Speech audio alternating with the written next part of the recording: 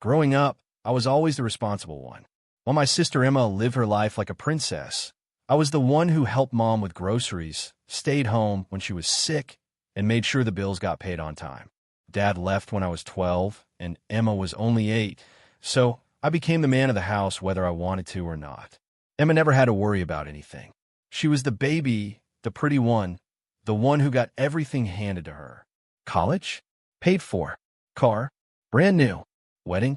A $50,000 extravaganza that Mom had been saving for since Emma turned 16. I didn't mind, really. I loved my little sister, even when she treated me like I was invisible. I worked 2 jobs to pay for my own college, bought my own beat-up Honda, and never asked for anything. Mom always said I was her rock, her steady boy who never caused trouble. That's why what happened 3 months ago still makes my blood boil. Mom had been having chest pains for weeks. She kept brushing them off, saying it was just stress from planning Emma's wedding. Just heartburn, she'd say, popping antacids like candy. But I could see the fear in her eyes when she thought no one was looking. The morning of February 14th, yes, Emma chose Valentine's Day for her wedding because she's that kind of person. Mom collapsed in the kitchen while making breakfast. I found her on the floor, clutching her chest, barely conscious. "Call 911, she whispered. The paramedics said it was a massive heart attack. They rushed her to St. Mary's Hospital while I called Emma from the ambulance. "What do you mean she's having surgery?" Emma shrieked through the phone. "Today is my wedding day. Can't this wait until tomorrow?" "Emma, she almost died. The doctor said if we hadn't found her when we did." "Well, you found her, she's fine, and I'm getting married in 6 hours." End of discussion. I couldn't believe what I was hearing. "I'm begging you to postpone. Just one day. Mom needs us right now." That's when she screamed the words that will haunt me forever. "My day matters more than her stupid heart problems." The line went dead. I sat in that sterile hospital waiting room for the next 4 hours alone. Not one family member showed up. Not Emma, not Uncle Paul, not Aunt Sarah, not any of our cousins who were supposed to be at the wedding. They all chose the party over Mom's life. Dr. Martinez came out at 2 p.m., still in his surgical scrubs. "Your mother is stable, but the next 24 hours are critical. We had to install 3 stents, and there was significant damage to her heart muscle. She'll need constant monitoring. Can I see her?" "Of course. Are you the only family member here?" I nodded, embarrassed. The others had prior commitments. He gave me a look that said he'd seen this before, but it still disappointed him every time. Mom looked so small in that hospital bed, tubes and wires everywhere. Her face was gray, and the steady beep of the heart monitor was the only sound in the room. I pulled up a chair and held her hand. "I'm here, Mom. I'm not going anywhere." She squeezed my fingers weakly. "The wedding, don't worry about that. Just focus on getting better." At 11 p.m., everything went wrong. The monitors started screaming. Mom's heart rate spiked, then dropped dangerously low. Her eyes rolled back, and the main heart monitor showed a flat line. "Code blue, room 314. Code blue, room 314. Nurses rushed in, pushing a crash cart. Dr. Martinez appeared out of nowhere, shouting orders. "Starting compressions. Give me the paddles." I was pushed against the wall, watching my mother die right in front of me. The chaos seemed to last forever. Doctors shouting, machines beeping, the horrible sound of the defibrillator charging. "Clear." Mom's body jumped. The flat line continued. Again, 200 joules. "Clear." Another jump. Still nothing. That's when something inside me snapped. I pushed past the nurses. "Wait, let me try something." "Sir, you need to step back. I'm a cardiac surgeon." The room went silent. Dr. Martinez stared at me in shock. "What did you say?" "I'm Dr. Michael Thompson, cardiac surgeon at Johns Hopkins. I've been on leave for 3 weeks to help plan my sister's wedding. Let me help." I kept my profession secret from my family for years. They all thought I was just a medical assistant at some small clinic. I let them believe it because it was easier than dealing with their jealousy and sudden demands for money. Dr. Martinez stepped back immediately. "Dr. Thompson, what do you recommend?"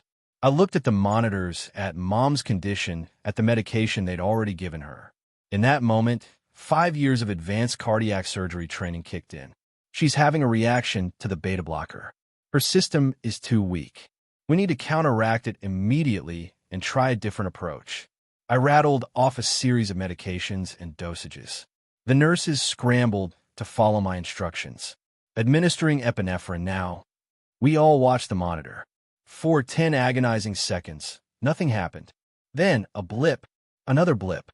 A weak but steady rhythm returned. She's back, Dr. Martinez breathed. How did you know? I've seen this reaction before.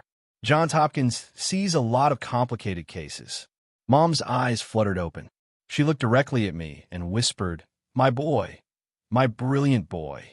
The next 3 weeks were a blur of recovery, physical therapy, and slowly watching Mom get stronger.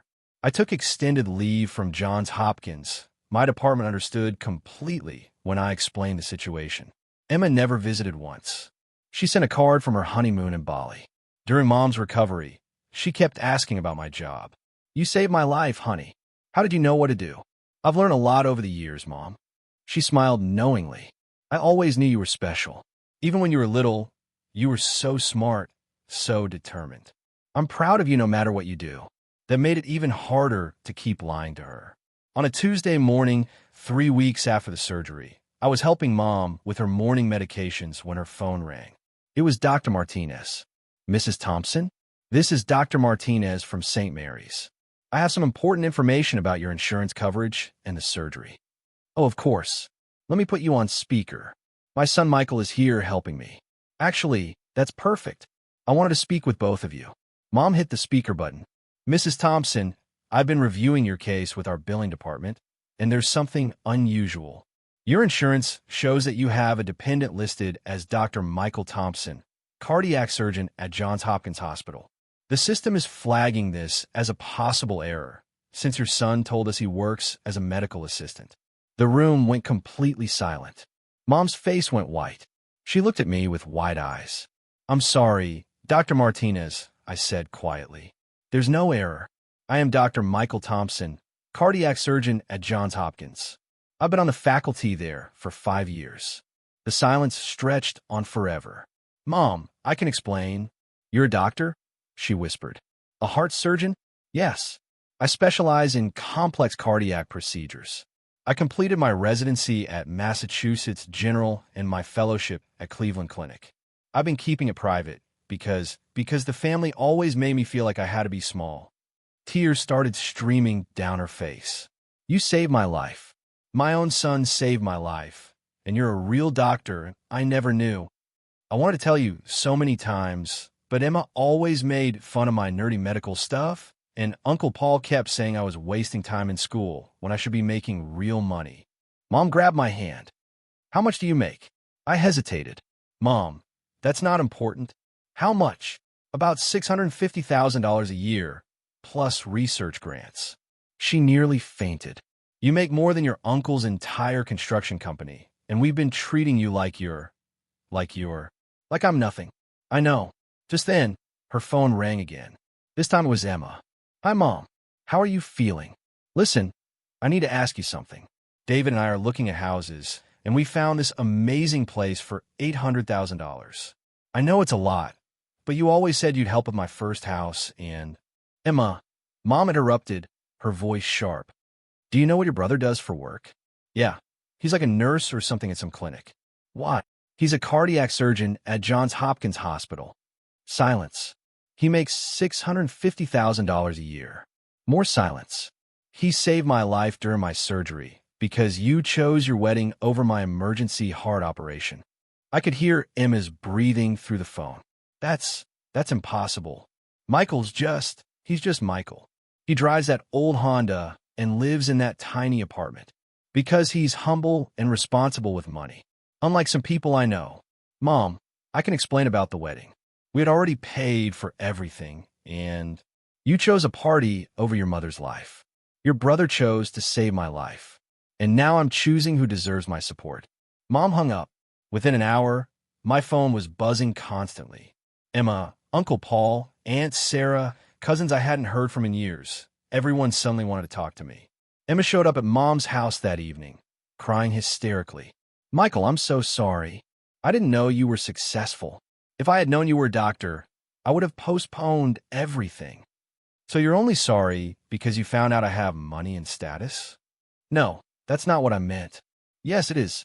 You're not sorry you chose your wedding over mom's surgery. You're sorry you treated a cardiac surgeon badly instead of a medical assistant. Mom spoke from her chair. Emma, honey, I've been thinking about a lot of things since my surgery. About family, about priorities, about what really matters. Mom, please, let me make this up to you. I'm changing my will. The room went dead silent. I'm leaving the house and my savings to Michael. He's earned it by being here when it mattered. Emma's face crumpled. But what about my children? What about my future? What about my life when I was dying and you were dancing at your reception? I watched my sister fall apart, and for the first time in my life, I didn't feel sorry for her. You chose your party over our mother's life, I said quietly. Now live with that choice. The next day, Uncle Paul called demanding a family meeting to discuss Mom's rash decision.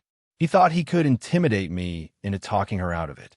He had no idea he was threatening a Johns Hopkins cardiac surgeon who'd just inherited everything. The family that once dismissed me now hangs on my every word. Emma calls twice a week, always starting with how sorry she is and ending with hints about needing financial help. But Mom is healing beautifully. Her cardiologist says she's made a remarkable recovery, and we spend our evenings talking about my work, my research, and the lives I've saved. She tells me every day how proud she is, and how she always knew I was destined for greatness. I just wish I had seen it sooner, she says. You see it now, Mom. That's what matters. Sometimes the people who love you most are the ones who believe in you even when they don't understand what you're capable of. And sometimes the people who claim to love you show their true colors when it matters most. I learned the difference the day my sister chose her party over our mother's life, and I chose to save them both.